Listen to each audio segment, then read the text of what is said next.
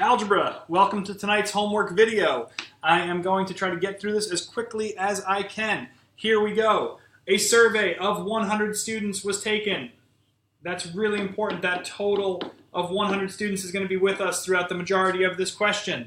It was found that of those 100, we have 60 students who watched sports. 60 students who watched sports. So you could put that right here. But in a two-way frequency table, the proper spot would be to write it down here. There's a total of 60 students who watch sports. If you like doing subtraction, you can very quickly figure out that 100 minus the 60 gets us 40. And if there are 60 students who watch the sports, there are 40 that don't watch sports. Keep reading in the question. Of the 60 students, 34 of these did not like pop music. So 34 out of 60 don't like pop. Another little tiny subtraction to be done. How many students like pop? I can do 60 minus 34 and figure out 26. 26 of the students who watch sports like pop.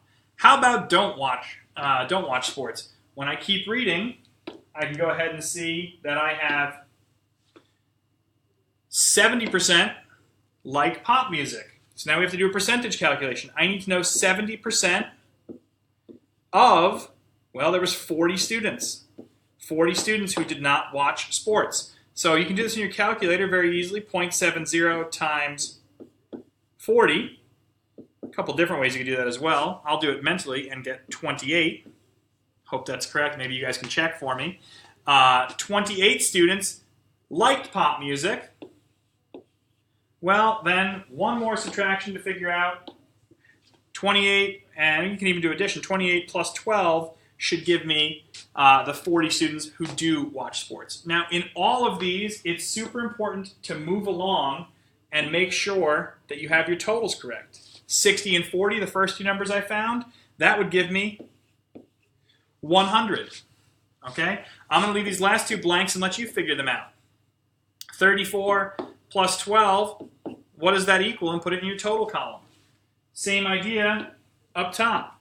26 plus 28, what does that equal? And put it in your total column.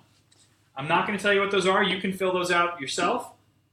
And then what I am going to check for tomorrow to make sure that you're totally correct, whatever you get here for, let's call it number 1 and number 2, when you add up those two things, it should equal 100. That is a two-way frequency table. I thank you guys for watching, and I'll see you tomorrow in class.